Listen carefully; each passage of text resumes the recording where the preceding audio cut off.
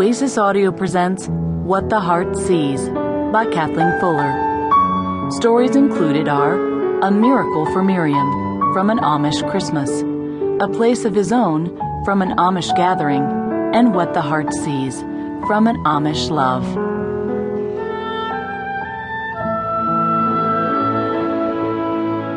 A Miracle for Miriam by Kathleen Fuller. Prologue. Miriam Fisher, Mrs. Miriam Fisher, Miriam and Seth Fisher, Mrs. Seth. What's this? Caleb snatched the spiral notebook out of Miriam's hands. She grappled for the book, but Caleb, who was 3 inches taller, held it out of her reach. "Give it back," she pleaded. Caleb gave her a malicious grin. "Or what? You'll tell the teacher? Go ahead. She won't do nothing, not when there's only a month left of school." Panic flowed through her. "Caleb, please, don't read it." "Miriam Fisher?"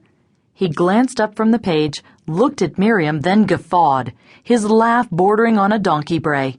"Miriam Fisher?" He looked back down and kept reading, and then turned another page and started laughing again.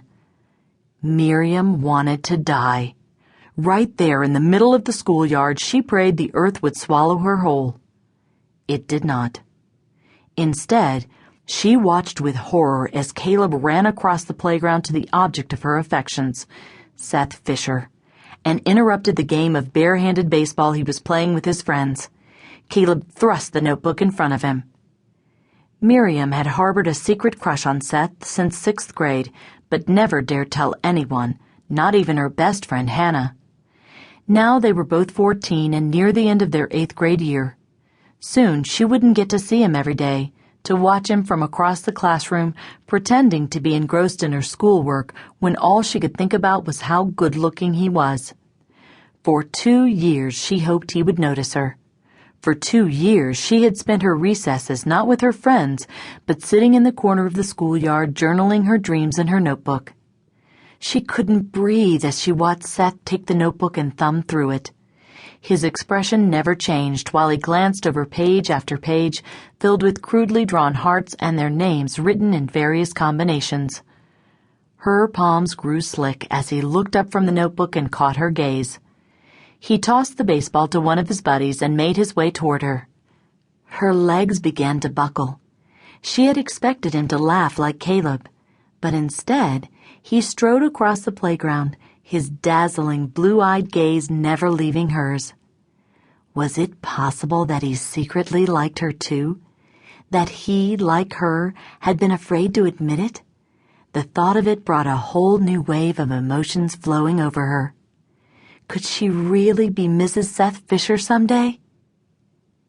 Seth stopped in front of her, his friends straggling behind him. He was their leader, and he had been since they'd started school together. Tall, lean, he had filled out before most of the boys, and his voice had deepened last year. He wore his pale yellow straw hat tipped back on his head, giving her a full view of his handsome face. He looked much older than 14, more confident, without a trace of insecurity, unlike Miriam, who was filled with it. He held out the notebook.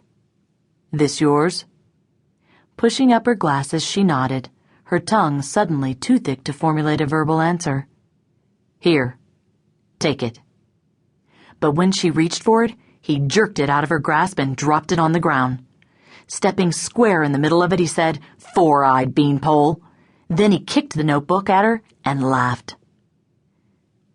Any flicker of hope she held inside died at that moment. Seth and his group walked away, some pointing and laughing, leaving her to pick up her journal. She lifted it from the ground, staring at the large heart filling the page, Miriam plus Seth, written in the middle. The dirty outline of a boot print was stamped on top. Across the playground she could still hear the boys laughing.